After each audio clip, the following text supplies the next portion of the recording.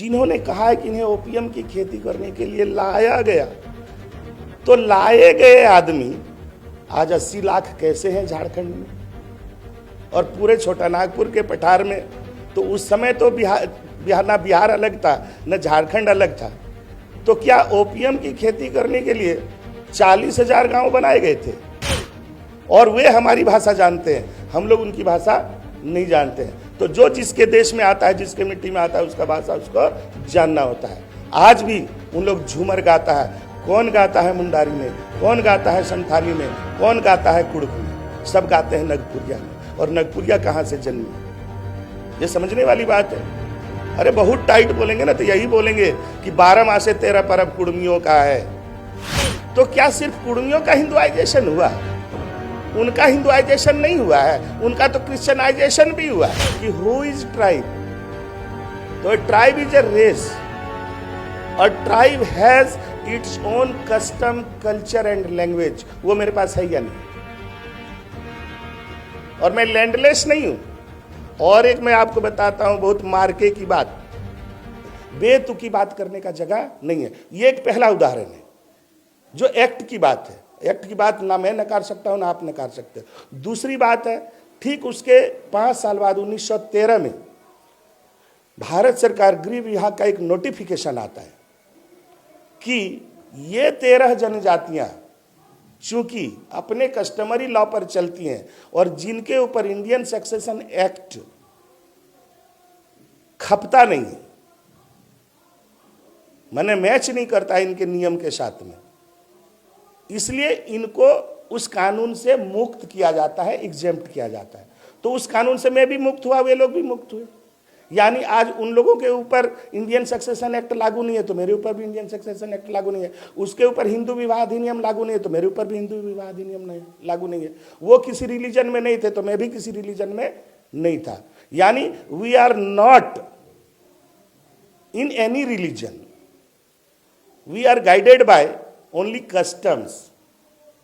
तो ये कस्टमरी लोग कौन थे? क्योंकि उनका अपना हजारों साल का इतिहास था यहाँ पर। आप सोच सकते हैं सर कि कुड़मी लोग जो बसे हुए हैं यहाँ पर, उत्तर में पारसनाथ, दक्षिण में मयूरभंज, पूरब में मेदिनीपुर और पश्चिम में सरगुजा तक। तो आज जो हमारा इस पूरे क्षेत्र में, ये छोटा नागपुर का पठार है, पूरा बंगाल के ही अंदर में था। उस समय ना बिहार था, ना उड़ीसा था, न झारखंड था। और वहां पर इसका सेटलमेंट है एक आइसोलेटेड एरिया में। और ये 2 करोड़ लोग आज हैं, इनकी जनसंख्या 2 करोड़ से ऊपर है और ये सभी गांवों में वास करते हैं। अगर 500 से 700 का एवरेज अगर एक गांव में इनका पॉपुलेशन है तो इनके पास 40,000 से अधिक गांव है। और इन्हें अगर कोई कहे कि ये माइग्रेंट है तो उन्हें क्या कहा जाएगा, इसका जवाब बाकी लोग देंगे। फिर भी तो जो सामाजिक नेता है उनका बयान आता है कि जो कुर्मी थे वहाँ अफीम उगाने के लिए लाए गए थे या फिर सैनिक बनाने के लिए लाए गए थे। तो इन तत्वों, अगर वो बात बोल रहे हैं तो किन तत्वों के साथ बोल रहे हैं? बहुत अच्छा प्रश्न है ये आपका।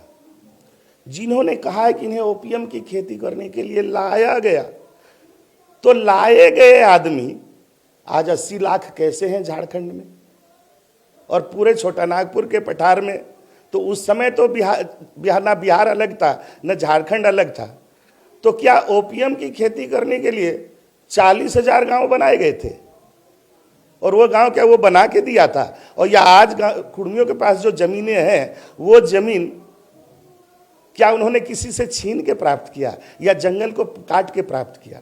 तो जिन लोगों ने जंगल को काटा, जंगल को काट के खेती लायक खेत बनाए और गांव बसाए, तो इतना गांव क्या 200 साल में बन गया? और हमारी पॉपुलेशन इतनी बढ़ गई और उनकी घट गई। और यदि वे हमें कहीं से लाए तो यहां मेरी भाषा कुड़माली क्या 200 साल में जन्म गई? और हम अगर कहीं से आए, किसी अलग नस्ल के थे, तो कोई एक पार्ट ही माइग्रेट करता है, पूरा का पूरा माइग्रेट नहीं करता है। ये बात समझने की है। और कानून फिर हमको बराबर जगह दे रहा है। कानून तो हमको सीएनटी एक्ट में रखा, उनको भी सीएनटी एक्ट में रखा। हमको भी इंडियन सक्सेशन एक्ट से बाहर किया, उनको भी इंडियन सक्सेशन एक्ट से बाहर किया। और वे हमारी भाषा जानते हैं, हम लोग उनकी भाषा नहीं जानते हैं। तो जो जिसके देश में आता है, जिसके मिट्टी में आता है, उसका भाषा उसको जानना होता है। आज भी उन लोग झूमर गाता है, कौन गाता है मुंडारी में, कौन गाता है संथाली में, कौन गाता है कुड़ुख में, सब गाते हैं नगपुरिया में। और नगपुरिया कहाँ से जन्मी, ये समझने वाली बात है। अरे बहुत टाइट बोलेंगे ना तो यही बोलेंगे कि 12 मासे 13 पर्व कुड़मियों का है, और उन्हीं पर्वों को कहा जाता है झारखंडी संस्कृति। और अगर हम दूसरे भाषा से, दूसरे जगह से आए होते तो मेरी भाषा दूसरी होती, और हम जिस भाषा को बोल रहे हैं वो भाषा कहीं ना कहीं मिलती। लेकिन ये सब छोड़िए, ये सब तो बकरबकी है। लेकिन जो मैं टेक्निकल बात बोल रहा हूं उस पर ये क्यों नहीं बोलते हैं? आपने एक कस्टमरी लॉ के बारे में बोला। कुछ दिन पहले एक बयान आया, एक बड़े नेता है कि उन्होंने समय पे जनेऊ भी धारण किया, रीति रिवाज के साथ पूजा भी किया। इन बातों को किस तरह से सुनिए, देखिए, जब आप इतिहास में घुसिएगा ना तो हिंदुआइजेशन यहां कभी ना कभी तो शुरू हुआ है। जब हिंदुआइजेशन पर जाइएगा तो क्या सिर्फ कुड़मियों का हिंदुआइजेशन हुआ? उनका हिंदुआइजेशन नहीं हुआ है, उनका तो क्रिश्चियनाइजेशन भी हुआ है। हम कहते हैं अगर हमारे 3 लोग पैता पहन लिए, सूता बांध लिए, तो क्या उनका नस्ल बदल गया? A tribe is a race. Always go to the definition कि हु इज ट्राइब। तो tribe is a race. A tribe has its own custom, culture and language. वो मेरे पास है या नहीं है? और मैं लैंडलेस नहीं हूं।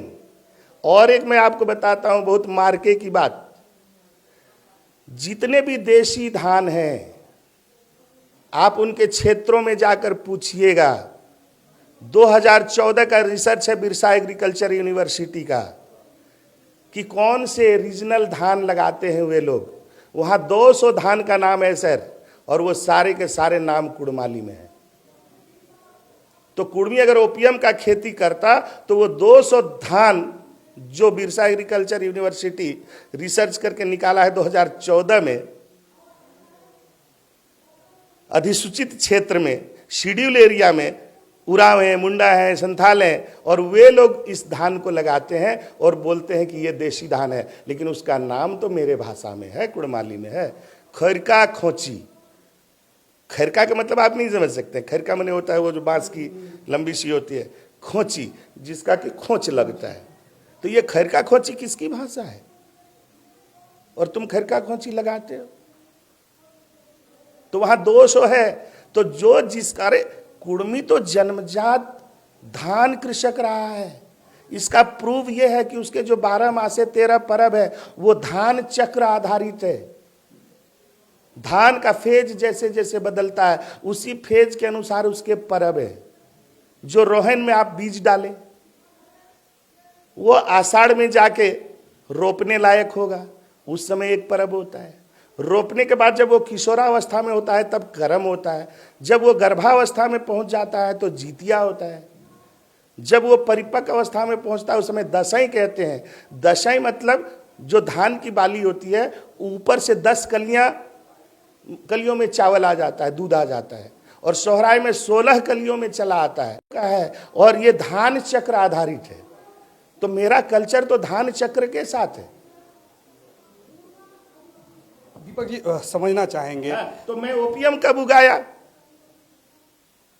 मैं ओपियम कब उगाया? और क्या वो हमको बाहर से लाके ओपियम उगवा दिया? तो फिर हम धान कृषक कैसे हुए?